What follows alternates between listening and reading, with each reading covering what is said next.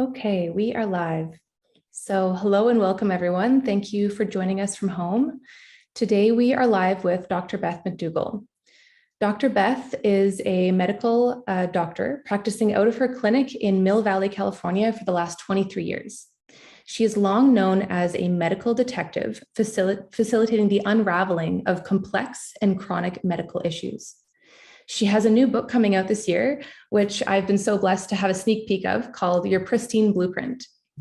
The book is such a beautiful deep dive into all things health, emotional, physical, spiritual, and mental health. It offers a totally new perspective on health and the way we approach it. To me, it feels like such a huge piece in the way that medicine will be approached in the future from a more holistic view. So today we'll be covering the topic of mental health and its relationship to what Dr. Beth calls the Pristine Blueprint.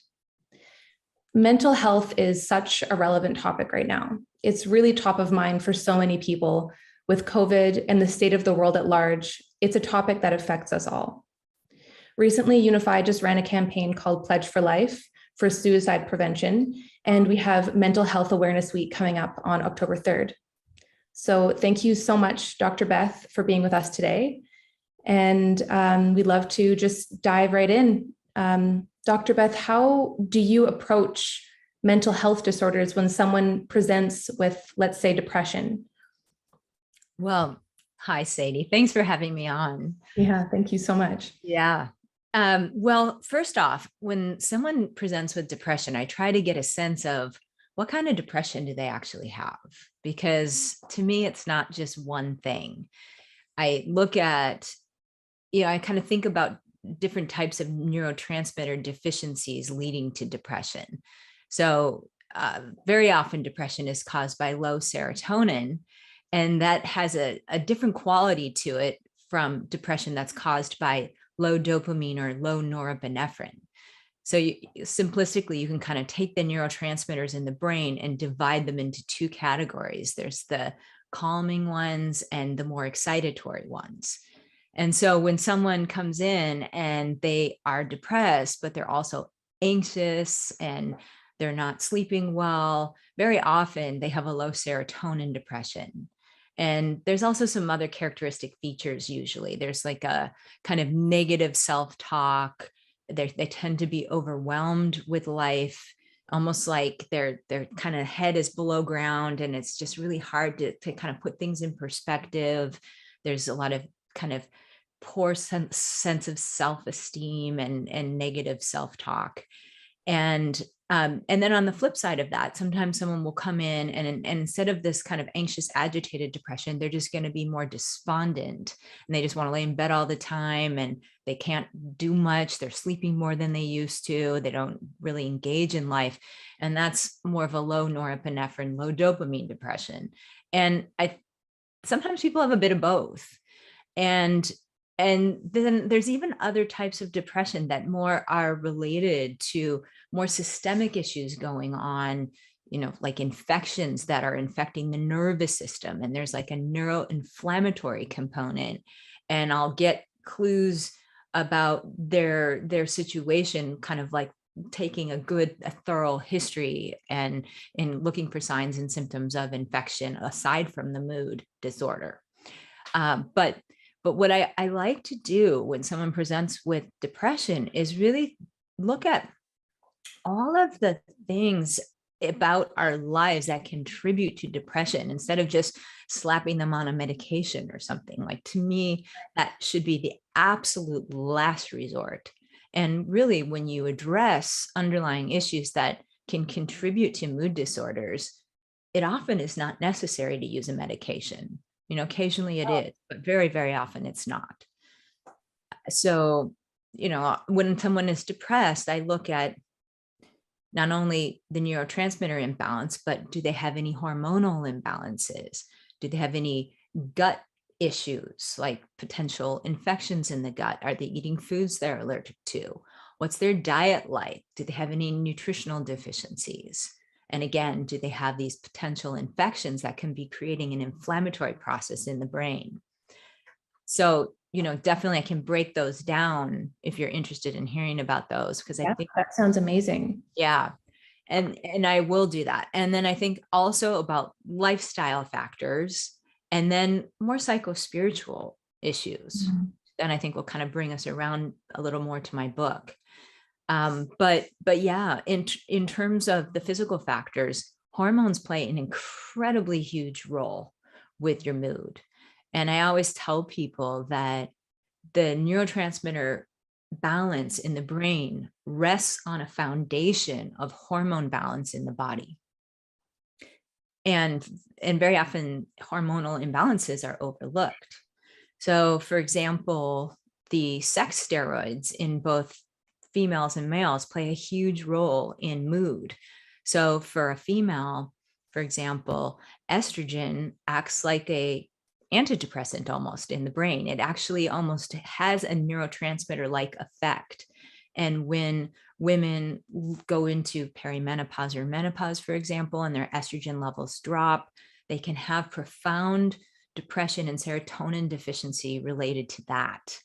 And it's always a really sad thing when that's being overlooked and then they're just placed on a medication to compensate for a deficiency of something else.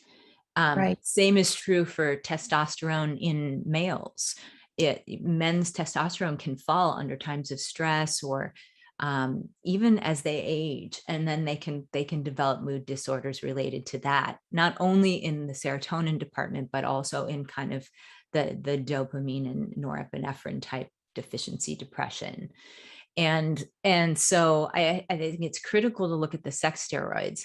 The other thing that's absolutely essential is looking at the thyroid, Mhm. because the thyroid gland produces an active thyroid hormone that is required in the brain for the brain to convert tryptophan into serotonin, which is, you know, the antidepressant kind of neurotransmitter.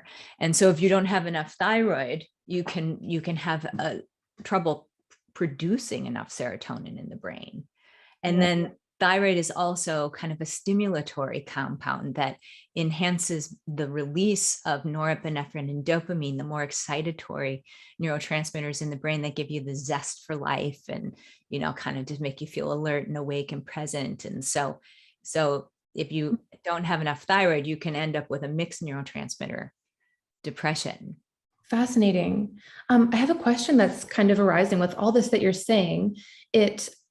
I'm wondering, do you feel like that most of the population is actually dealing with some kind of deficiency in one or more than one of these areas? Because it feels like the general mood in the world is low. Yeah. Well, yeah, I would say the next kind of hormonal area I always take a look at are the adrenal hormones. And we're stressed out, Right. globally, and the pandemic has only made this worse. So when someone has been under stress for prolonged periods of time, the adrenals will typically work overtime, and then start to just poop out a little bit. And not the part of the adrenal glands that make adrenaline, which is, the acute fight or flight hormone that make you feel anxious, but more the adrenal cortical hormones like cortisol, DHEA, pregnenolone. Those things can start to deplete if someone's been under stress for too long. And so when you're asking, like, do most people have a hormonal imbalance? I would say this is the most common type of hormonal imbalance that I see. And yes, I see a select group of people because they have health issues, but most of the people I see have some deficiency in the adrenal hormones. And the adrenal hormones are essential for mood. So, for example, even cortisol, which has become like a maligned hormone, people think of it as such a bad thing. And it is true, like when it's overabundant, that's not good.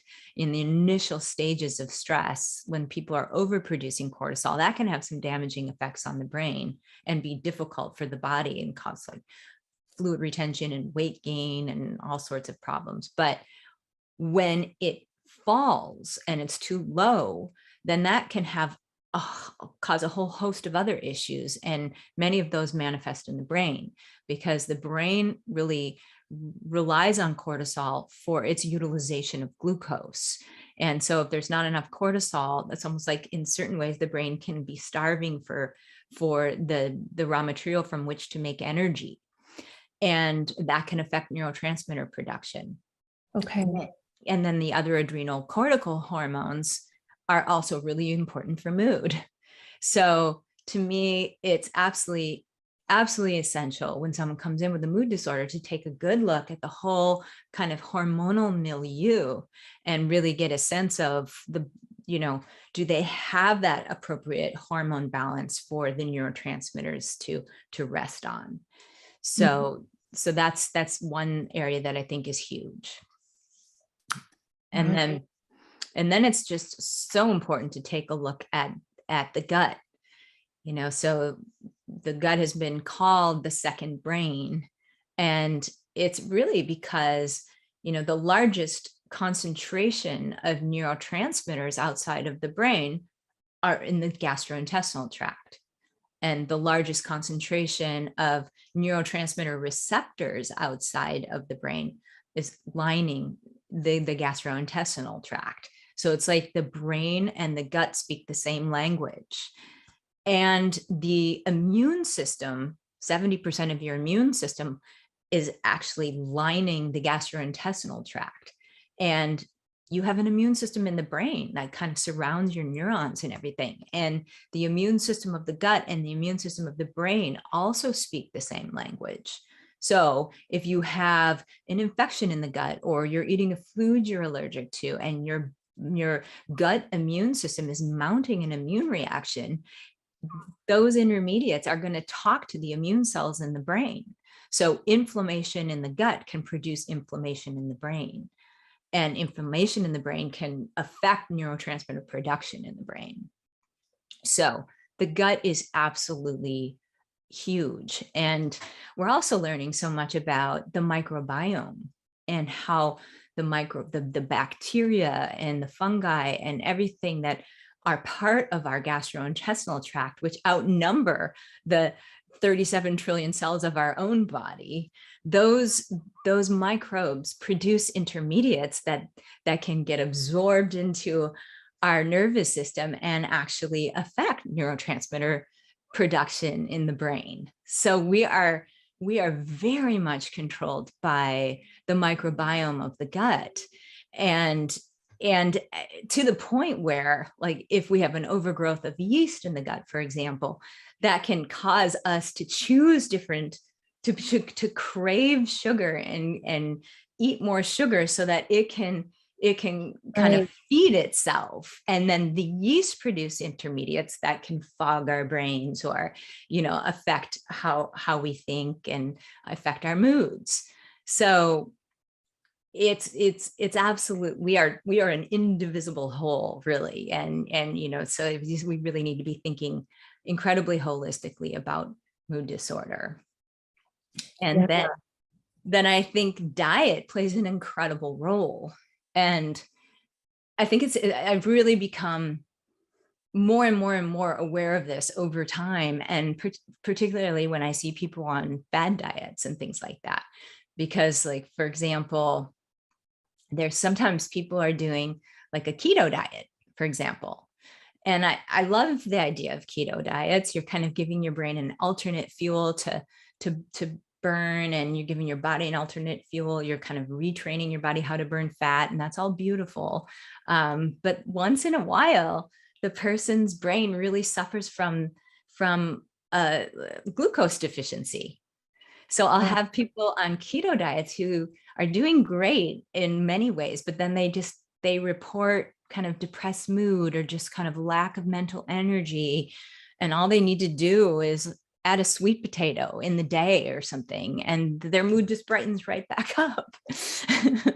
So it's really important to look at that. And then sometimes someone will be on a vegan diet and they don't get quite enough protein. And I know people say, well, plants have protein and grains have protein and legumes have protein. And yes, that's so true. But some people actually require a higher level of protein because they have a genetic difference where they, for example, cannot shuttle L-tryptophan, which is the amino acid that's the precursor to serotonin, they cannot shuttle that across the blood-brain barrier as readily as the next person. It's like their transport protein doesn't work as well. So they have to eat more protein than the next person who doesn't have that genetic difference in order to get enough of the raw material in the brain in order to make serotonin properly.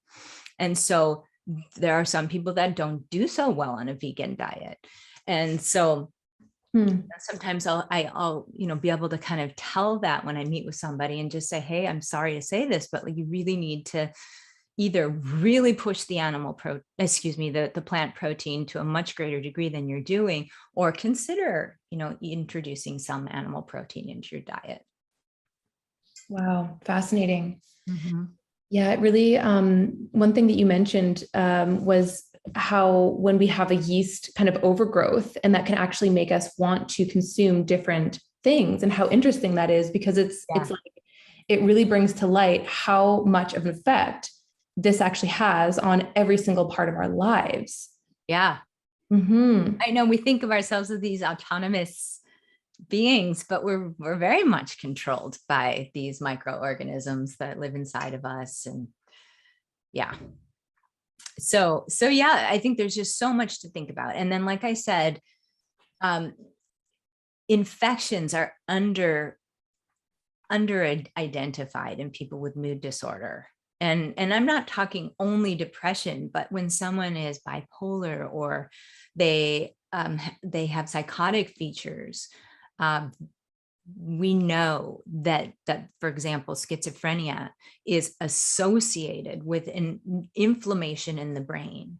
And inflammation in the brain is most often associated with an infection. Not always, because there are certain other things that can cause it: head trauma, the gut-brain connection that I was just mentioning. But very often there's a systemic infection, and it's causing some localized inflammation in the brain. And I'll see that in people with really profound and intractable kind of mood disorders. I just lost somebody to suicide, which is just such a tragedy. I'd known her for over a decade, and she had some inflammatory, she had some infections that were producing inflammation in her brain, and she was doing somewhat okay with that. But then she had been on an antidepressant for years, for at least like 25 years, and then decided it was time for her to wean off of that.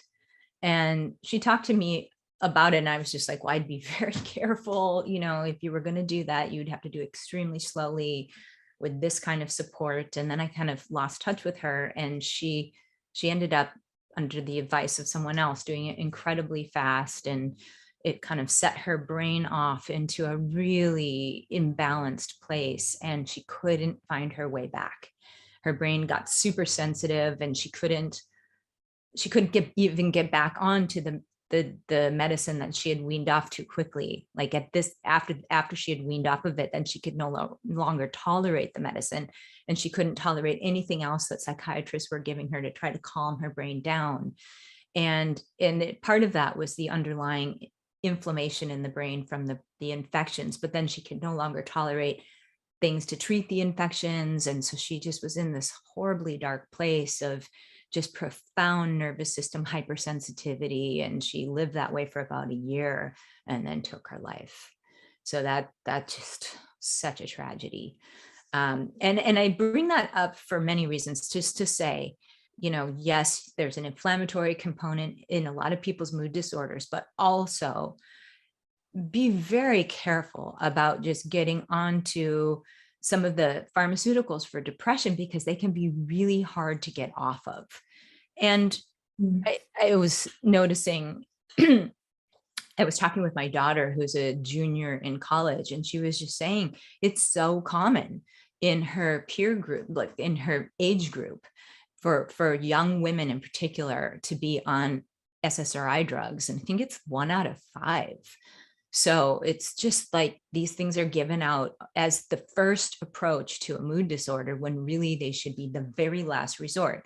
And when they're needed, obviously, but like we can get into, natural treatments that you can do, not only like identifying these underlying issues that are really causing the mood disorder in the first place, but then, then if you need a treatment, there are natural things that you can do, from amino acid therapy to some herbs and things like that, in addition to, healing the gut and balancing the hormones and all of that, and so like I said, for me in my practice, it's very, very rare that I have to put someone on an antidepressant.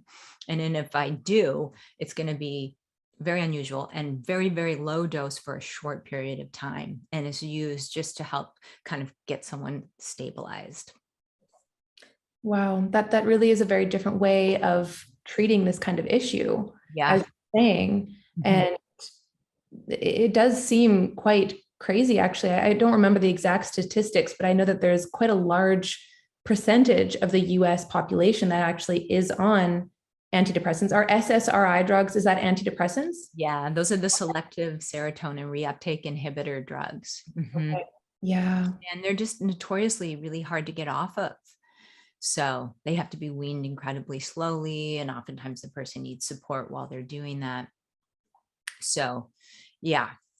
But I think another huge area that we really need to talk about is lifestyle, because there's so many things about our lifestyles that contribute to depression that, can be addressed and make a huge difference. Like exercise, for example.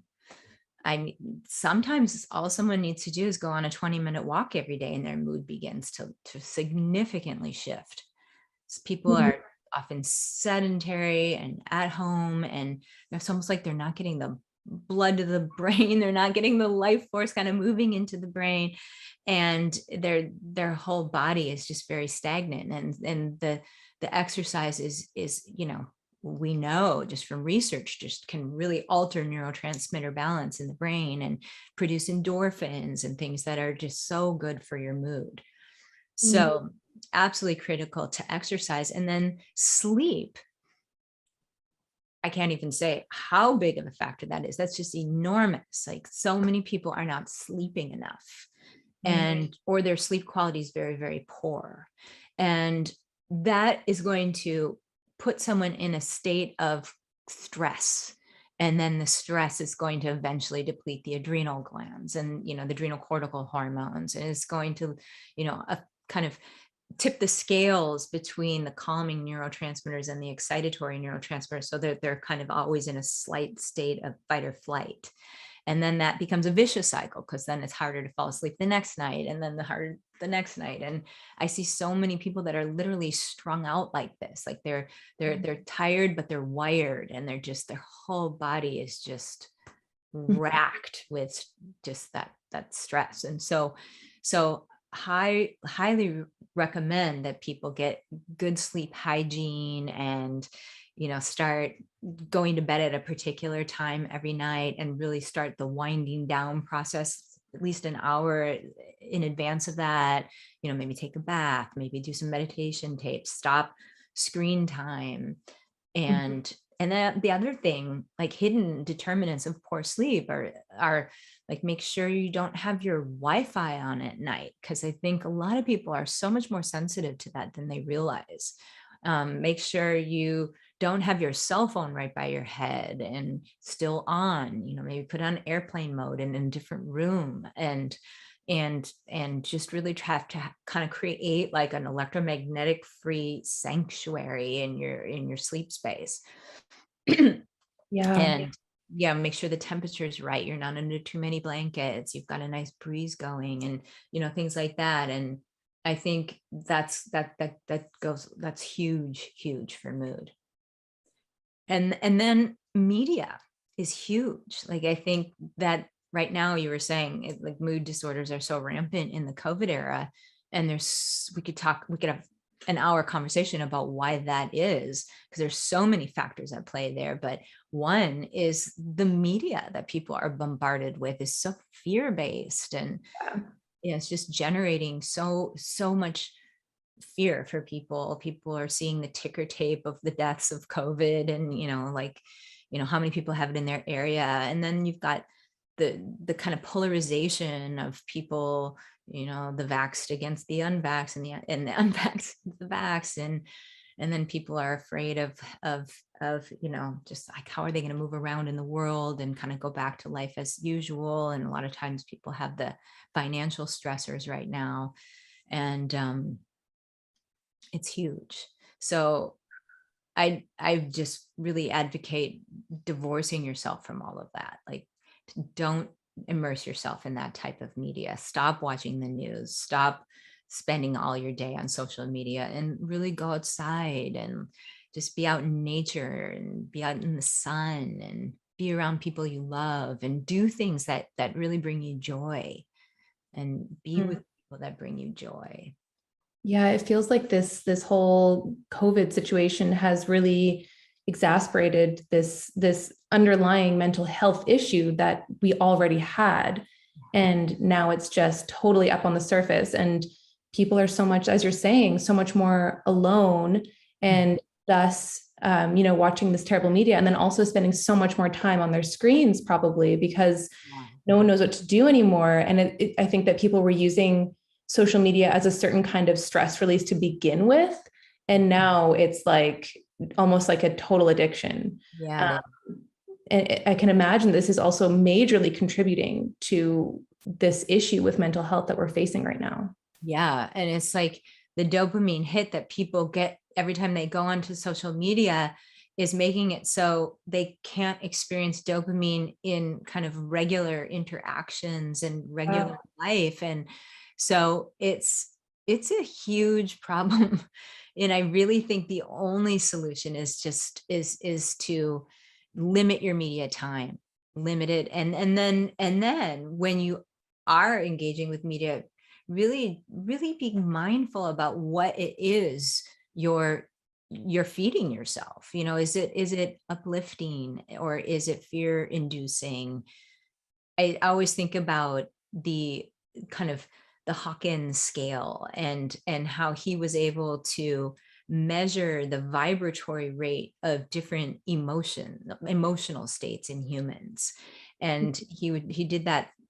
He created the Hawkins scale of consciousness over years and years of research, where he was measuring different people, and then taught examiners to measure people, and there was kind of consistency from examiner to examiner. So it was pretty objective, even though a lot of people don't think of kinesiology testing as objective. But what he was able to show is that that emotional states would calibrate on his scale, and those that were under 200 on his scale were very weakening to the body, and those that were over 200 were strengthening to the body. And the emotional states of fear and anger and things like that are under 200. And I think so many people are kind of operating in with those predominating in their lives right now. So it's hard on the immune system. Wow, that's very interesting. It just really shows how incredibly important this is. Yeah. It just is such a huge piece that I feel is so often overlooked in some ways. Yeah, it is. And instead, reading something like some inspirational material that's going to put you in a state of peace or love, or even bliss, if it's something like really spiritually inspiring, that's going to have such an incredibly beneficial effect on your health and your mood. So just, you can almost think about media like food in a way.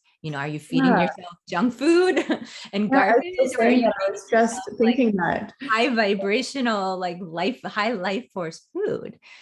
So it's really your choice. It is in your power to choose. Yeah, it's so powerful. It feels like so much of what we've already talked about is some things that we actually have in our own control. It's like, you were just saying, it's about like, what are we consuming in terms of media? And it's like, diet and media and, what are we doing with our actual time? Are we outside often? Are we, getting exercise? It's like, it feels like it's all about what we're actually feeding ourselves with. Yeah. So yeah, it's so beautiful to feel like there's actually something that's very empowering about that. Yeah. Yeah. And then I would say the largest area that contributes to mood that our medical system is not really kind of set up to help people on earth is this the kind of whole psycho-spiritual terrain of what we've stored in our energetic anatomy, like in our biofield, in our chakras, related to our biography. And you're not going to get this kind of area addressed in typical Western medicine, unfortunately, but this is probably the biggest underpinning of what is leading to mood disorders in people. And by that, do you mean, when you say our biography, do you mean kind of our upbringing and the things that we were fed before we could feed ourselves in some ways? Mm-hmm. Or very much so. Yeah. I think what I'm referring to here is really, yes, what you said, like the socialization, your kind of familial and cultural conditioning that really affected what you believe about yourself and what you believe about the world. Mm-hmm. These are ideas that are fed to you that you can adopt as that can really color your views of others and people and situations. And then also traumatic experiences, even large and small. So oftentimes we have traumas as when we're growing up that we weren't fully equipped to deal with at the time. And so there's a lot of like energetic signatures of emotions that are unmetabolized because we weren't able to really feel them and clear them at the time that the trauma occurred. Yeah. And so much of what what causes depression in people is all of these kind of underlying concretized energetic signatures that are acting like these clouding lenses that are really obscuring how we view people and situations in the world. Mm-hmm. Yeah, I really love what you were saying about these traumas that we didn't have the capacity to kind of process and feel at the time. And it made me think of a friend who said to me a couple of years ago that one of her childhood traumas, and she was kind of trying to make a point that it doesn't actually have to be a big thing, like you said, large and small. And she said, one of her childhood traumas was her parents going to work every day. And so feeling that sense of abandonment and not understanding at a young age, it actually had an impact on her, her life. So it's very interesting to kind of see, oh, these things that I didn't realize had an impact actually did have an impact. Right. Mm-hmm. I know, super simple things like your ice cream fell off your ice cream cone. Like no one got you a new one. I mean, like, but I mean, like super, super simple things to just really traumatic, emotional abuse, sexual abuse, abandonment, these kinds of things. Or another huge area that I sure see in my patients is people that grow up in families where one of the parents was depressed themselves. It's fascinating because like a lot of times when a parent is struggling with their own mood disorder, they're just not able to really be there for the child the way the child needs. And it's not any fault of the parent. It's just that they couldn't be there. And so some of the needs weren't met. And then the person believes that their needs weren't valid and, they didn't deserve for them to be met. And, it just really affects how they feel about themselves and their worthiness and all of that. So it's, how does one kind of start cracking into this kind of gold mine of underlying determinants of their mood disorder? I think it's really about meditating and learning how to kind of engage in a body-centered meditation where you are first grounding in to your body and grounding on the earth, and then spending some quiet time just feeling in to your body, places you're holding tension.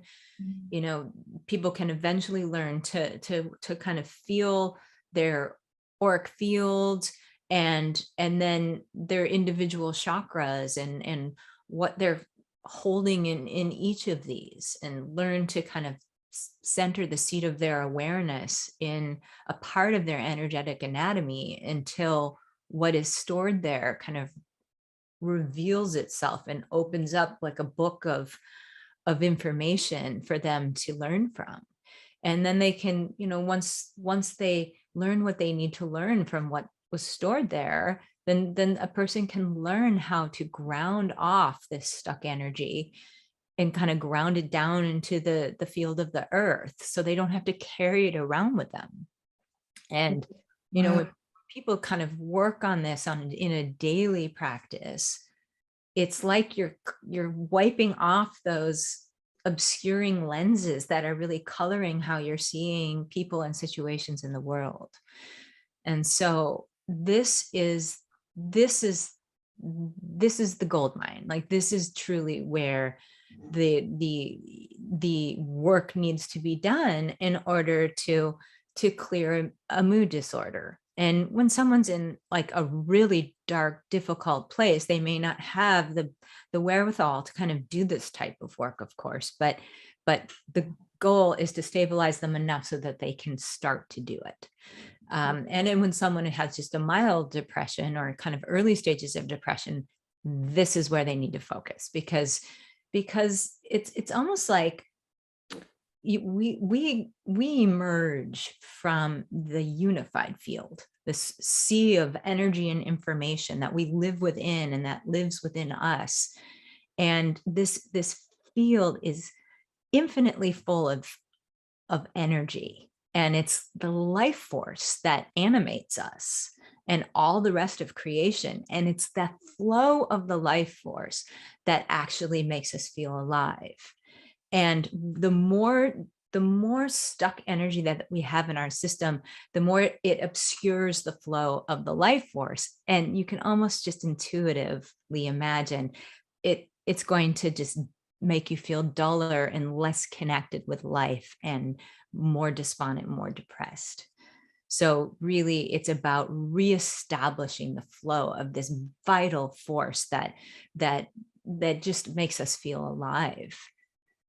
Wow, that is so beautiful. It's so, the way that you were explaining that is just so beautiful and powerful. It just really feels like, you know, you've said so often that there's certain things that we can do to resonate with our Pristine Blueprint, and certain things that actually detract from our resonance with it. And something about the way that you just explained that really brought that to life in some way, where it just clicked in, like all of these different things you've kind of been going over. And with the emotional alchemy and the kind of recognizing what thought patterns and actually grounding this in with this meditation, it's so beautiful what you're presenting here.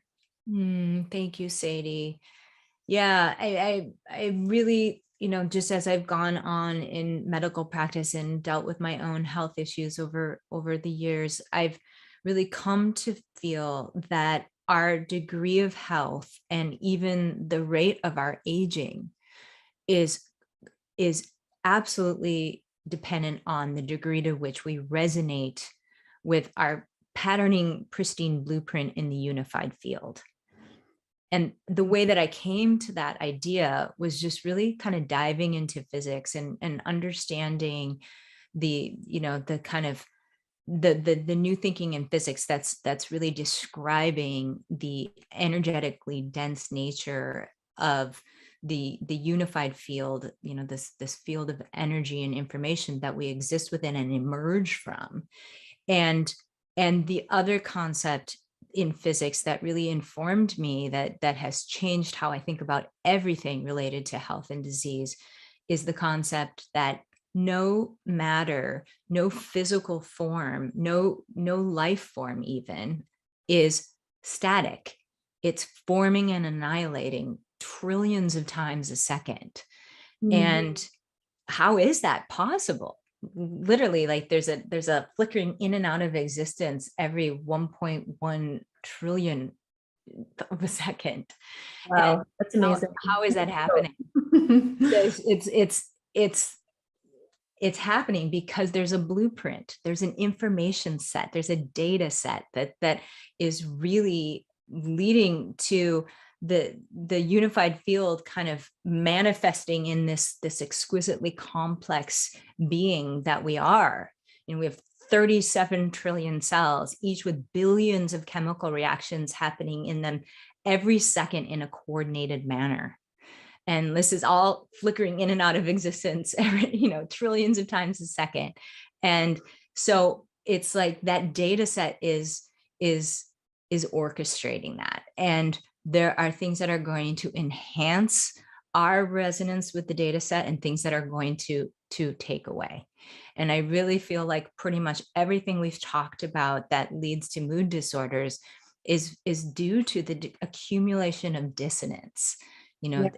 Basically, whether it's negative media that's inducing kind of like a lower emotional vibratory rate, or whether it is, like gut imbalances from pathogens or foods that aren't compatible with our system, or just not doing the things that enhance resonance, like not sleeping enough, not spending time outside in sunshine, not being around people that lift us up and, help us feel joy. Mhm. So it's really, we can enhance resonance with our blueprint and avoid things that are going to detract. And the higher emotional states that we're able to achieve because of doing the right things and doing the things that bring us joy, we can transmute the dissonance that we've accumulated. Right. So is this kind of the hero's journey that you talk about sometimes?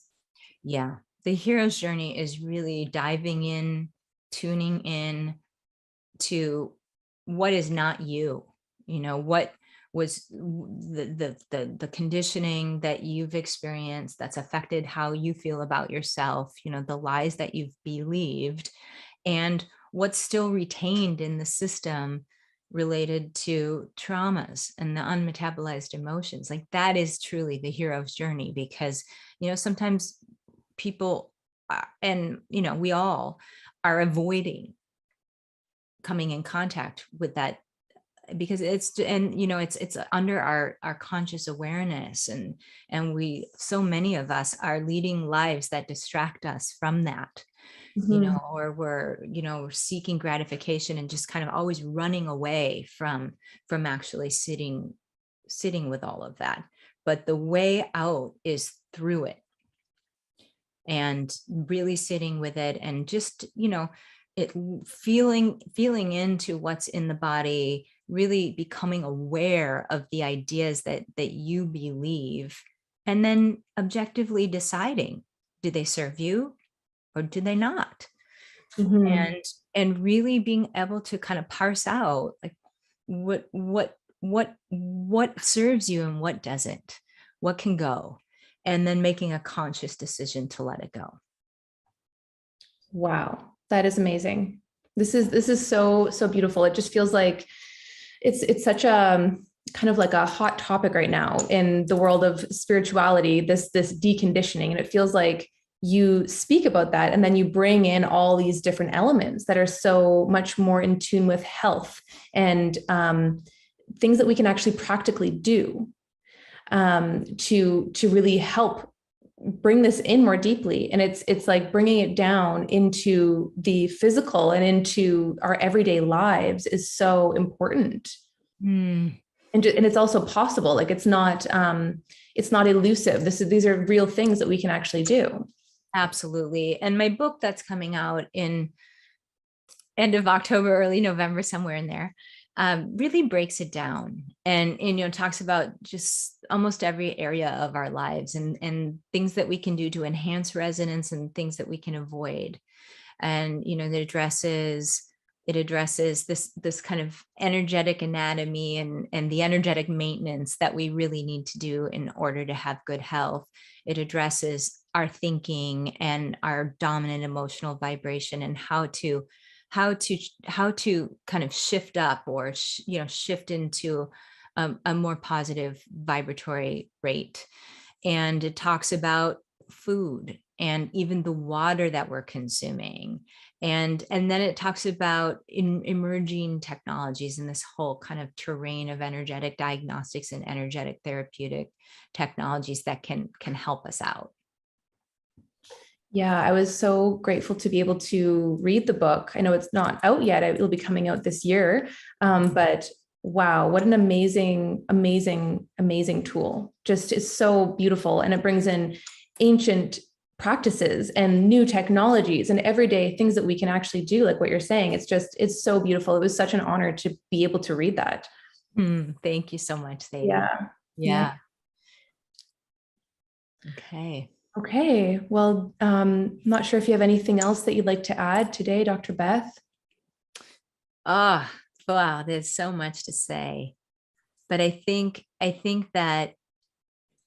when someone really approaches mood disorder in a holistic way, and even takes holism to a whole new level where you're looking at your interaction with this beautiful unified field of intelligence that we're a part of and we emerge from, and you're looking at your relationship to that, you can solve a mood disorder.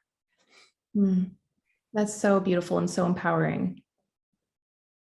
Yeah. Well, thank you so much. And I really look forward to being able to do this again. Okay. Me Okay, too. great.